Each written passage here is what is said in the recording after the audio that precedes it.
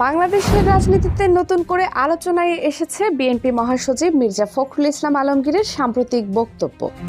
এই বক্তব্যকে ঘিরে তীব্র প্রতিক্রিয়া জানিয়েছেন জাতীয় নাগরিক পার্টি এনসিপির উত্তরাঞ্চলের মুখ্য সংগঠক সার্জিস আলম। মঙ্গলবার 23 সেপ্টেম্বর নিজের ফেসবুক আইডিতে দেয়া এক পোস্টে তিনি মির্জা ফখরুলকে উদ্দেশ্য করে লিখেছেন, আপনাদের জন্য সত্যিই মায়া হয়, আফসোস হয়। 17 বছর ধরে একই কথা বলে যাচ্ছেন, কিন্তু কোনো শিক্ষা নিলেন না। পোস্টে সার্জিস আলম আরও উল্লেখ করেন, সম্প্রতি ভারতের একটি সংবাদ মাধ্যমকে দেয়া সাক্ষাৎকারে মির্জা ফখরুল বলেন, আওয়ামী লীগ, তাদের শরিক দলগুলো, এমনকি জাতীয় পার্টিও যেন আসন্ন নির্বাচনে অংশ নেয়। এখানেই প্রশ্ন তুলেছেন এনসিপির এই তরুণ নেতা। তিনি সরাসরি জানতে চান, মহাসচিব সাহেব, আপনারা কি তবে ভারতকে খুশি করার জন্যই আওয়ামী লীগ ও জাতীয় পার্টির সঙ্গে আলোচনার পথ বেছে নিলেন?